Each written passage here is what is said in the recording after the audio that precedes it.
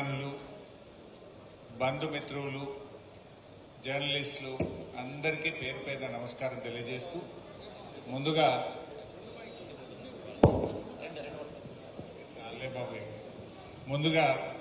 మా ఈశ్వరన్నకు హృదయపూర్వకంగా జన్మదిన శుభాకాంక్షలు తెలియజేస్తా ఉన్నాను. ఈ పుస్తకం కొత్తగా రాజకీయాల్లో వచ్చినటువంటి వాళ్ళు కానీ, రాజకీయాల్లో రావాలనుకుంటున్నటువంటి వాళ్ళు కానీ తప్పకుండా ఈ పుస్తకాన్ని చదవాలి. నిజంగా ఈ పుస్తకం నాకు కూడా ఈశ్వరన్నలో ఇంకో భాగాన్ని చూశాను.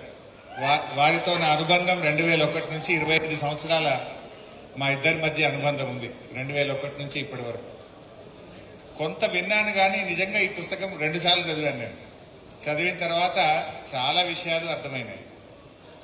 ఈశ్వరన్న అంటే మిస్టర్ కూల్ అనుకునే వాళ్ళం మేము. అసలు ఎప్పుడు ఆయనలో కోపం చూసేవాళ్ళం కాదు, ఎప్పుడు అసహనం చూసేవాళ్ళం కాదు. ఎప్పుడు చూసినా చాలా క్వైట్గా, కూల్గా, ప్రేమగా, ఆప్యాయతతో మాట్లాడేటువంటి ఈశ్వరన్ననే నేను చూశాను. కానీ ఈ పుస్తకం చదివిన తర్వాత ఈశ్వరన్నలో ఒక గొప్ప పోరాట యోధుడు ఉన్నాడు అనేటువంటి విషయం నాకు అర్థమైంది. ఈ ఈశ్వరన్నైనా ఆ రోజు జాఫర్ల మీద, జావీద్ల మీద, ఎంతో మంది మీద పోరాటం చేసి కార్మికులకు అండగా ప్రాణాలకు తెగించినటువంటి ఈశ్వరన్నను ఈ పుస్తకం పరిచయం చేసింది. నిజంగా చాలా మంది ఉద్యమాల్లో ఉంటాం, మేము ఉద్యమంలో ఉన్నాం. కానీ తెలంగాణ ఉద్యమంలో పనిచేసే అదృష్టం కేసీఆర్ గారు మాకు కల్పించారు. కానీ ఈశ్వరన్నలో ఒక ప్రత్యేకత ఏంటంటే కార్మిక ఉద్యమంలో పనిచేశాడు, విప్లవ ఉద్యమాల్లో పనిచేశాడు, తెలంగాణ ఉద్యమంలో కూడా పనిచేశాడు. 3 ఉద్యమాల్లో పనిచేసిన అరుదైనటువంటి నాయకుడు కొప్పుల ఈశ్వర్ గారు. ఉద్యమం అంటే ఆషామాషి కాదు. మళ్ళీ ఆయన కార్మిక ఉద్యమాల్లో జైల్లో పడ్డాడు, విప్లవ ఉద్యమాల్లో జైళ్లలో పడ్డాడు, తెలంగాణ ఉద్యమంలో కూడా 2 సార్లు జైలుకి వెళ్ళాడు. కరీంనగర్ జైలు కావచ్చు, వరంగల్ సెంట్రల్ జైలు కావచ్చు, చాలా జైళ్లకు పోయిండు మా ఈశ్వరన్న. కానీ ఆయనలో ఎక్కడా పోరాట పటిమ తగ్గలేదు. నిజంగా ముందు ఈ పుస్తకం రాసిన మల్లన్న, ఆయన నేను మనస్ఫూర్తిగా అభినందిస్తా ఉన్నాను. అంటే ఒక కూలీ నుంచి కేబినెట్ మినిస్టర్ దాకా ఈశ్వరన్న ప్రస్థానాన్ని అద్భుతంగా వివరించినటువంటి మల్లన్నకు నా హృదయపూర్వక శుభాకాంక్షలు. ఈ రకంగా మనం ఈరోజు రాజకీయాల్లో చాలా మంది ఆదర్శంగా మనం మాట్లాడుతూ ఉంటాం. కానీ ఆ జీవితం ఆదర్శంగా పాటిస్తూ జీవితాన్ని గడపడం ఈశ్వరన్నలో చూస్తాం. మా వదినమ్మ స్నేహలతగానే మాకు పరిచయం. ఈ పుస్తకం చదివిన తర్వాత కోకిలగా అర్థమైపోయింది మాకు. తన పేరు కోకిల. పెళ్లికి వెళ్ళినప్పుడు ఉద్యమంలో విప్లవ మరణాన్ని పొందినటువంటి స్నేహలతగా నీ పేరు పెట్టుకుంటానంటే వెంటనే తాను అంగీకరించారు అని చెప్పి కూడా ఈ పుస్తకంలో రాశారు. స్నేహలత గారిని చాలాసార్లు కలిసాం. వారు మంచి భోజనం బాగా పెడతారు. వారి ఇంటికి వెళ్తే చాలాసార్లు వారి చేతి వంట కూడా తిన్నాం. ఆ స్నేహం నిజంగా నాకు ఒక్కటైతే అనిపించింది, ఈశ్వరన్న నువ్వు ఏమని అనుకో, స్నేహలత గారు నీ జీవితంలో అడుగుపెట్టిన తర్వాత నీ జీవితం మారిందే. దీన్ని ఎవరు అవునన్నా కాదన్నా ఒప్పుకోవాల్సిందే. నీ బుక్లో కూడా చదివినా చాలా విషయాల్లో ఎన్ని కష్టాలు పడ్డావో. 9వ తరగతిని చదువు ఆపి కూలీగా పనిచేసిన తీరు కావచ్చు, ఉద్యమాల్లో నువ్వు పోరాటాలు కావచ్చు. బట్ ఎక్కడో స్నేహలత గారి అదృష్టం కూడా ఉంది. ఇక్కడ ఇంకోటి కూడా గమనించిన నేను, మా ఈశ్వరన్న కమ్యూనిస్టు ఉద్యమకారుడే కానీ నవరాత్రి ఉత్సవాలు వస్తే ఆ దేవీమాత దీక్ష పడతాడు, అయ్యప్ప స్వామి దీక్ష పడతాడు, అన్ని గుళ్ళు గోపురాలు తిరుగుతాడు. బహుశా మా జగదీష్ అన్న, నిరంజన్ అన్న కూడా ఈ మధ్యలో అదే లైన్లోకి వచ్చారు. వచ్చిన వినోదం అయితే ఫుల్ వచ్చిండు.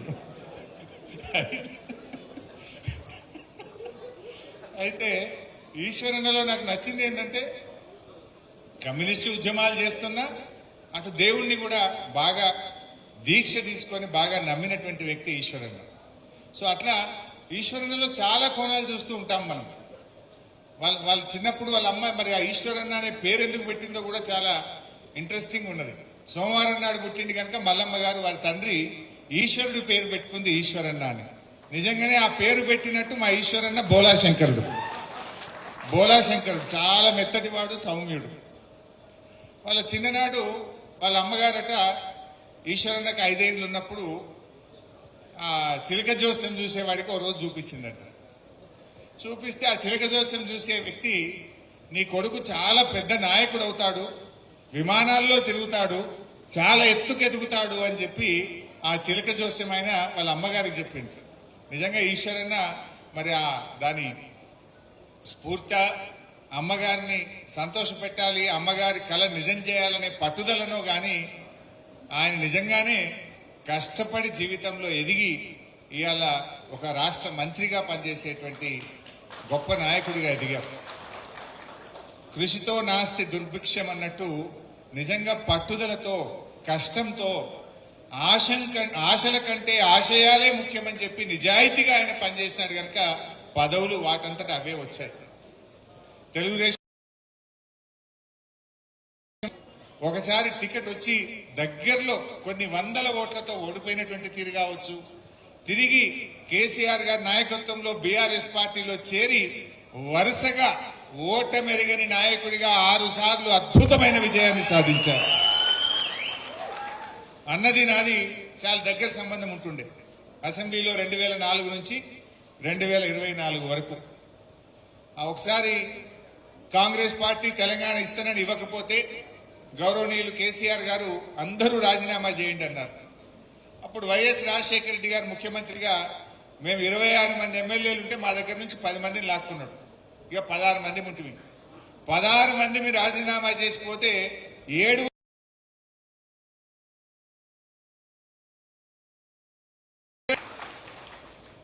2018లో 50 మందిని పోటీ చేస్తే 10 సీట్లు గెలిచినాం.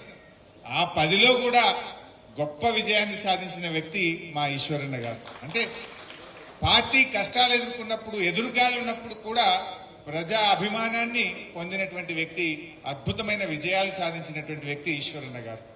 సో అట్లా వారితో పాటు వారు చీఫ్ విప్ గా ఉన్నారు, నేను శాసనసభ వ్యవహారాల మంత్రిగా ఉన్నాం. అప్పుడు కూడా 5 ఏళ్లు మేము చాలా దగ్గరగా కలిసి పనిచేసే అవకాశం దొరికింది. అంటే అసెంబ్లీలో చీఫ్ విప్ గారికి శాసనసభ వ్యవహారాల మంత్రి ఎట్లుంటుందంటే అన్నదమ్ముల అనుబంధం.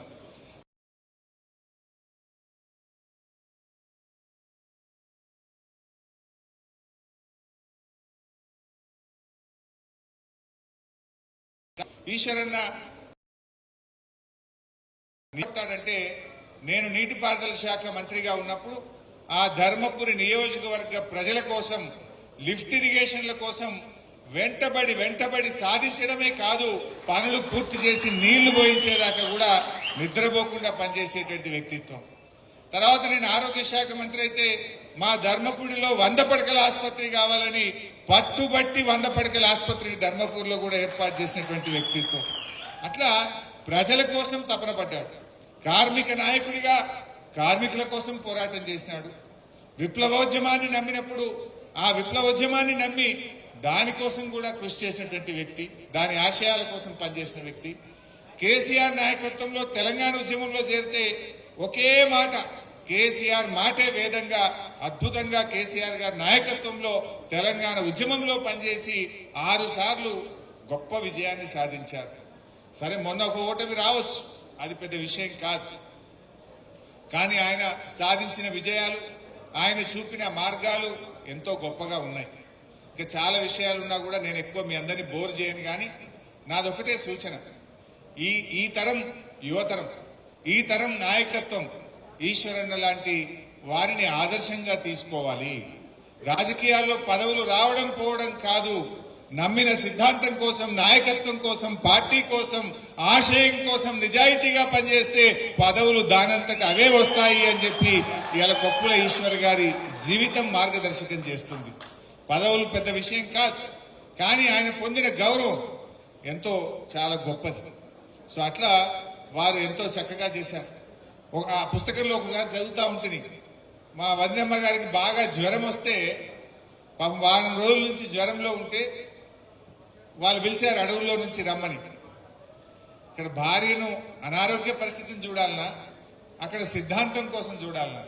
పాపం వదినను వదిలి జంగల్లో పోయి పొద్దున 6 గంటలకు వస్తే అప్పటి వరకు తన మంచం మీద నుంచి కింద పడి చాలా అనారోగ్యంగా ఉన్నది. తన గొప్పతనం ఏంటంటే ఇంకొక భార్య ఆ స్థానంలో ఉంటే నేను ఇంత చావు బతుకుల్లో ఉంటే నన్ను వదిలిపెట్టి ఎట్లా పోతావు అని గట్టిగా ప్రశ్నించేటువంటి భార్యలు ఉంటారు. కానీ ఒక్క మాట కూడా ఈశ్వరుని అనకుండా తను నమ్మిన సిద్ధాంతాన్ని, తన విధానాన్ని, తన ఆశయాలకు అడుగడుగునా మద్దతిస్తున్నటువంటి అన్నగారి సతీమణి స్నేహలతకు కూడా నేను హృదయపూర్వకమైన శుభాకాంక్షలు తెలియజేస్తా ఉన్నాను. తప్పకుండా ఒక పురుషుడి విజయం వెనుక భార్య సహకారం, వారి కోఆపరేషన్ ఉంటేనే ఏదైనా కూడా సాధ్యమవుతుంది. సో అలాంటి ఒక మంచి కుటుంబం జనరల్గా